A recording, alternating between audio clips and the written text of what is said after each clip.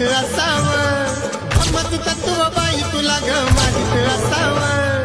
पांढरी साडी नेसून बुद्ध पूजेला बसावं, पांढरी साडी नेसून बुद्ध पूजेला बसावं, पांढरी साडी नेसून बुद्ध पूजेला बसावं.